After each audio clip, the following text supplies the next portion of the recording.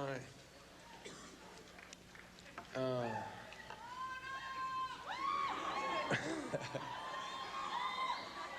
Thank you for that introduction. But first, I should say a few words about who I am and what on earth I'm doing up here. My name is Bono, and I am a rock star.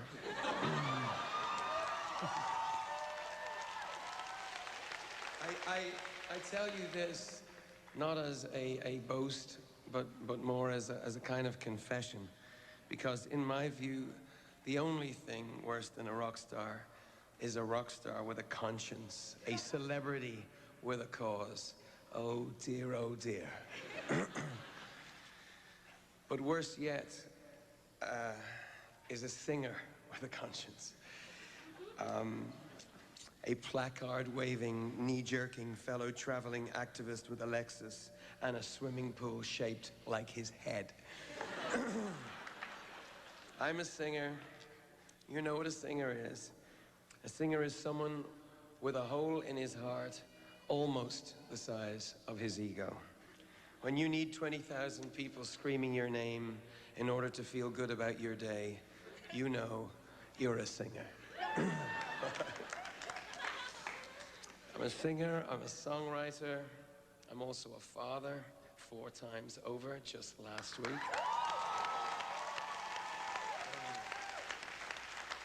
I am a friend to dogs, a sworn enemy of the saccharine, and a believer in grace over karma. I talk too much when I'm drunk, and sometimes even when I'm not. I am not drunk right now. These are not sunglasses, these are protection. But I must tell you, I owe more than my spoiled lifestyle to rock music. I owe my worldview.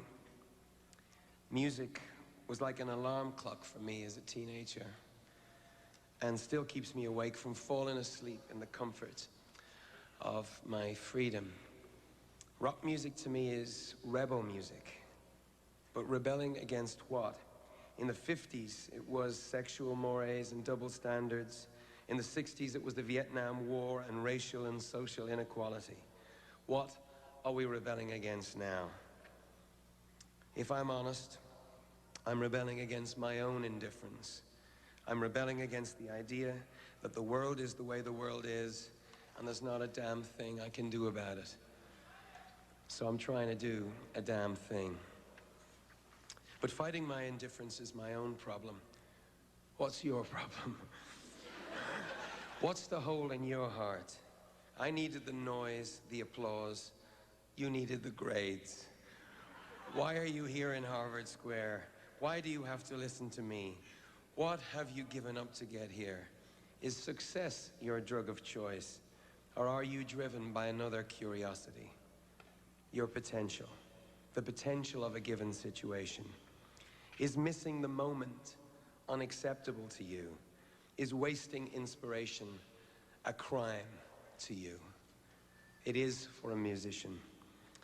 If this is where we find that our lives rhyme, if this is our common ground, well then I can be inspired as well as humbled to be on this great campus, because that's where I come from, music. But I've seen the other side of music, the business. I've seen success as a drug of choice. I've seen great minds and prolific imaginations to disappear up their own ass, strung out on their own self-importance. I'm one of them. I've seen the misery of having it all your own way, the loneliness of sitting at a table where everybody works for you, the emptiness of arriving at Aspen on a Gulf Stream to stay in your winter oh, hold on, that's a different speech. Sorry. You know what I'm talking about. But you've got to keep asking yourself, why are you doing this? You've got to keep checking your motives. Success from my group, U2, has been a lot easier to conjure than, say, relevance. Relevance in the world, relevance in the culture. That's difficult. And of course, failure is not such a bad thing. It's not a word that many of you know, I'm sure it's what you fear the most, actually. But from an artist's point of view, failure is where you get your best material. So fighting indifference versus making a difference. Let me tell you a few things you haven't heard about me, even on the internet. Let me tell you how I enrolled at Harvard and slept with an economics professor. Come on. That's right. I became a student at Harvard recently, and I came to work with Professor Jeffrey Sachs at CID to study the lack of development in third world economies due to the crushing weight of old debts those economies were carrying for generations. You see, it turns out that the normal rules of bankruptcy don't apply to sovereign states. It would be harder for you to get a student loan than it was for the likes of President Mobutu to stream billions of dollars into his Swiss bank account while his people starved on the side of the road. 2 generations later, the Congolese are still paying. The debts of the fathers are now the debts of the sons and the daughters. So here I was, representing a group that believed all such debts should be cancelled in the year 2000. We called it Jubilee 2000, a fresh start for a new millennium.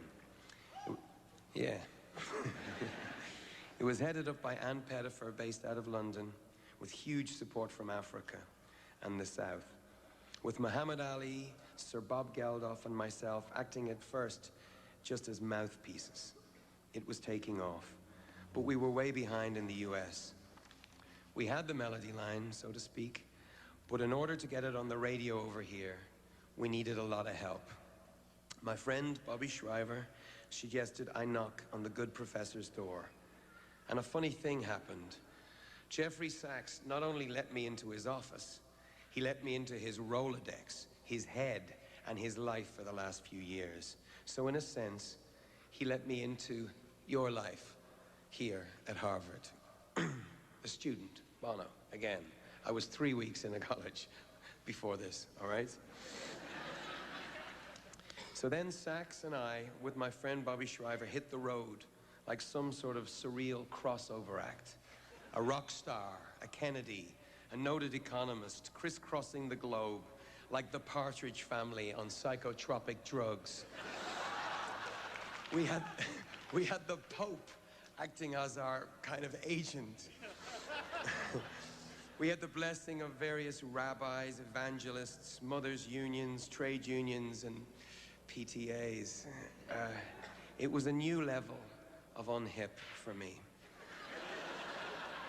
But it was very cool. It was in that capacity that I slept with Jeff Sachs.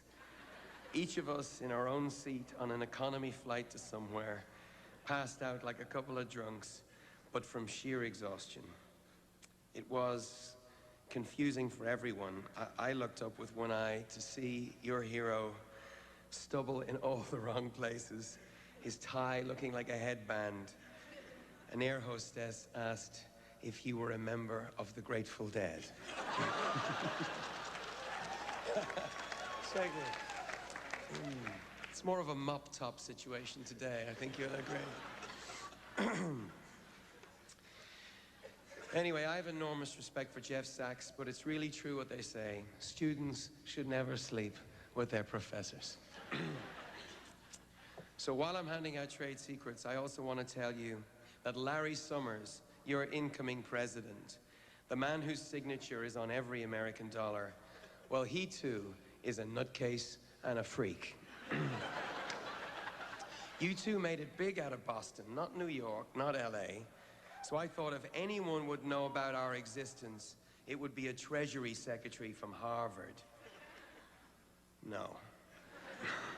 When I said I was from U2, he had a flashback from Cuba, 1962. How can I put this? And don't hold it against him. Mr. Summers is, as President Clinton confirmed to me last week in Dublin, culturally challenged.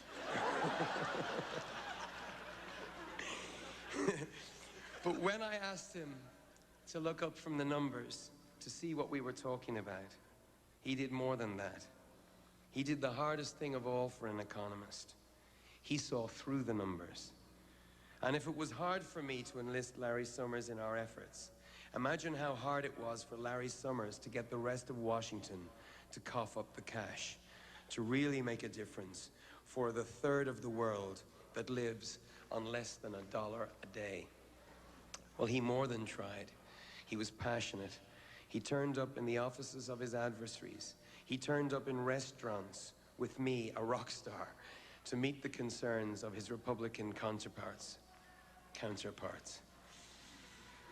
Contraparts? That's scary.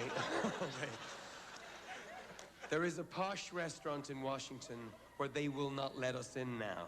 Such was the heat of his debate. Blood on the walls, wine in the vinegar. If you're called up before the new president of Harvard and he gives you the hairy eyeball, drums his fingers, and generally acts disinterested, let me tell you, it could be the beginning of a great adventure for you. It's a good thing I got here before President Rudenstein hands over. Anyway, it is at this point I have to ask, if your families haven't already, why am I telling you these stories? It's certainly not because I'm running for role model. I'm telling you these stories because all the fun that I had with Jeffrey Sachs and Larry Summers was in the service of something deadly serious.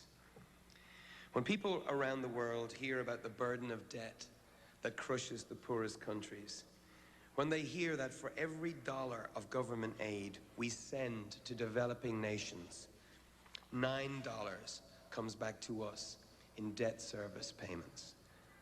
Did you hear that? For every $1 in government aid we send to these nations, we receive 9 in debt service repayments. When people hear that, they get angry. In fact, they more than got angry. They took to the streets in what was without doubt the largest grassroots movement since the campaign to end apartheid. Politics, as you know, is normally the art of the possible. But this was something more interesting. This was becoming the art of the impossible. We had priests going into pulpits. We had pop stars going into parliaments. The Pope put on my sunglasses for a photo session. Never released, by the way. The Vatican didn't have the same sense of humor as the pontiff. But he was cool. Yeah. We had the Pope putting on sunglasses, we had the religious right acting like student protesters, and finally, after a floor fight in the House of Representatives, we got the money. $435 million. And more importantly, because this is starting to add up to a lot of money, more importantly, this leveraged billions of dollars from other rich countries. So that's cool. 435.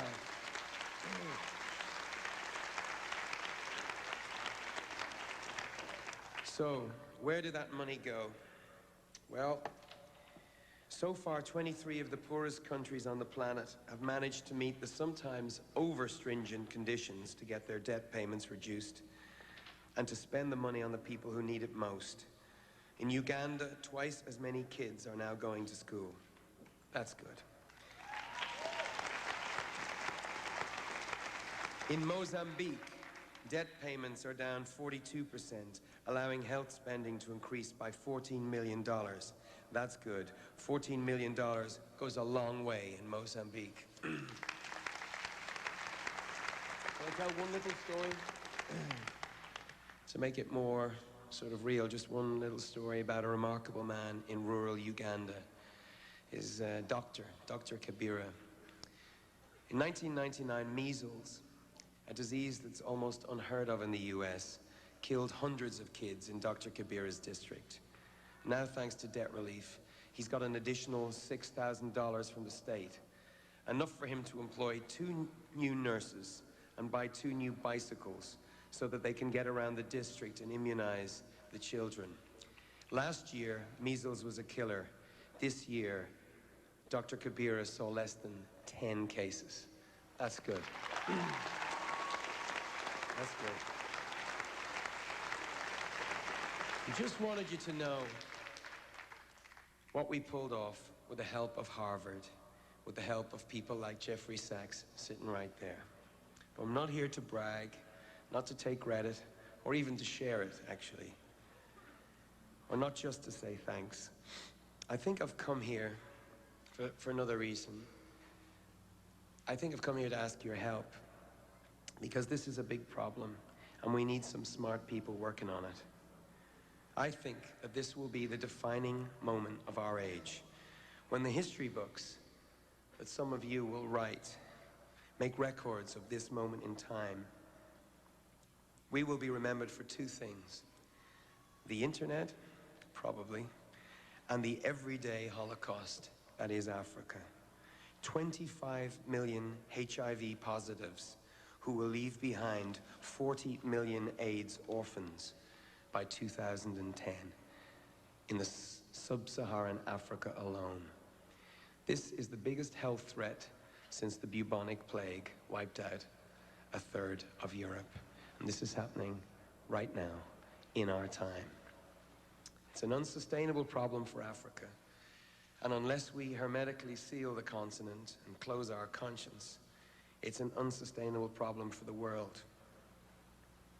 But it's hard to make this a popular cause. It's hard to make it pop, you know? And I guess that's what my job is.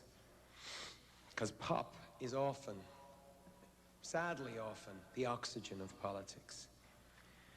Didn't John and Robert Kennedy come to Harvard? Isn't equality a son of a bitch to follow through on? Isn't love thy neighbor in the global village so inconvenient? God writes us these lines, but we have to sing them, take them to the top of the charts. But it's not what the radio's playing, is it? I know, I know.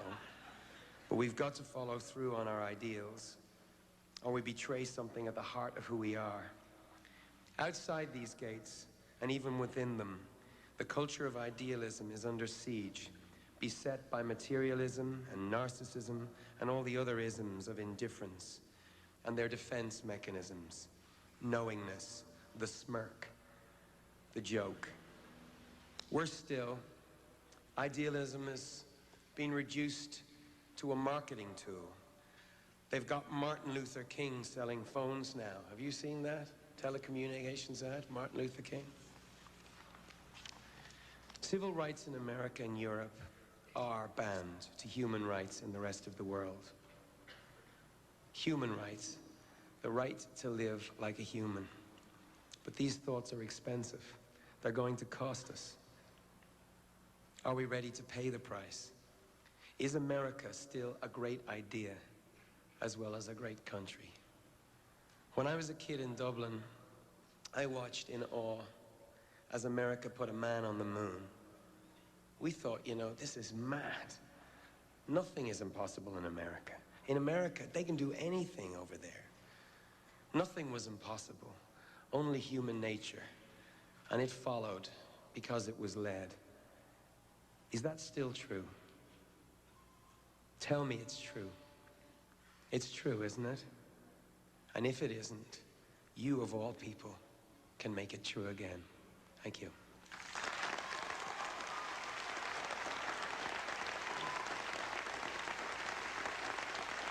Thank you very much. Thanks a lot.